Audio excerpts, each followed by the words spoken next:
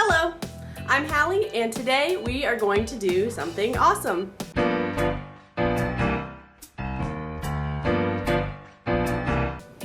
This little crocodile and I are going to teach you how to make homemade strawberry jam. I guess this means we're jamming, man. Aren't you excited? I've never actually made homemade jam or jelly or canned anything, so this is going to be a first-time experience for me, and hopefully it'll be something fun for you to do as well. So I really just wanted to find an easy recipe that didn't have a ton of ingredients and that looked somewhat healthy. A lot of jams have a ton of sugar, and I thought, well, let me try a recipe that has honey in it because honey is nature's sweetener. So in my mind, I think it's a little healthier than white sugar. So I'm just going to go with that. The recipe I'll be using today is from 100daysofrealfood.com. I'll go ahead and put the link down below so you can check it out for yourself.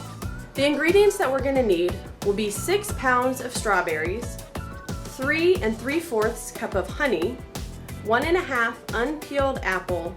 I actually just used 2 because it's easier to use 2, and 1 1/2 tablespoons of lemon juice. So since we'll be canning these, I went ahead and bought a $35 canning kit from Amazon. Really, it has every single thing that you need in it, so again, I'll put a link down below so you can check that out as well. Alright, let's go ahead and get started. Actually, let's jam. Rinse the berries, hull them, and then slice in half. Take your apple and grate it on a cheese grater. Juice the lemon until you get 1 1/2 tablespoons of lemon juice. Add all of your ingredients into a large pot over high heat. Once the mixture comes to a boil, lower the heat to medium and allow the mixture to continue to boil lightly for between 30 minutes and an hour. The berries will burst and thicken, so be sure to scrape the sides off of the pot and stir as you go. You can also mash the fruit with a potato masher. I found that since I cut up the strawberries, it really didn't need to be mashed. Plus, I really like chunks in my jam. But if you're a smooth person, mash it. So while that's cooking, let's go ahead and sterilize the jars. Fill your canning pot 3/4 full of water and bring it to a boil over high heat. You can also start a small pot of boiling water to sterilize the lid separately. Once the water is boiling, turn it off. You can test the temperature with a thermometer when it reaches 180 degrees Fahrenheit. Put the jars in the large pot and the bands and lids in the small pot.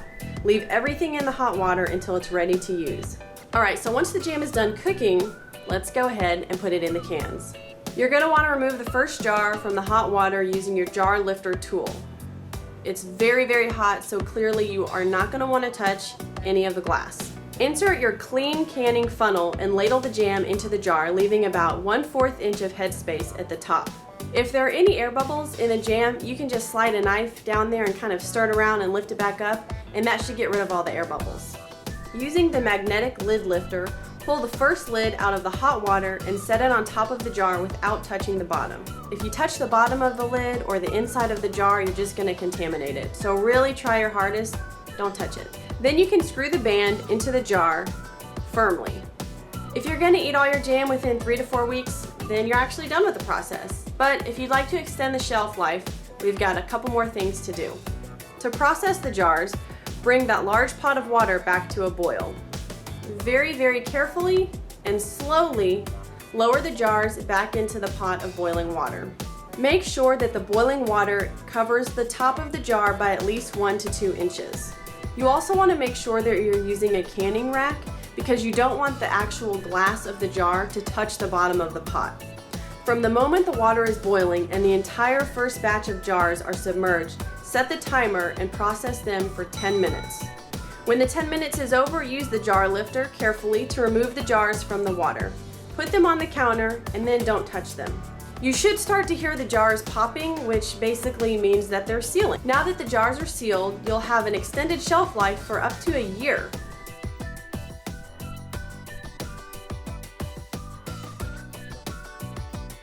So this is my first time ever making homemade jam, and I actually really enjoyed the process. It took a little longer than I thought, but I would love to know what are your favorite recipes. If you liked the video, click like. Again, if you didn't, just like it for her. I mean, it's a crocodile, for Pete's sakes. Who else has a crocodile? Until next time, see ya!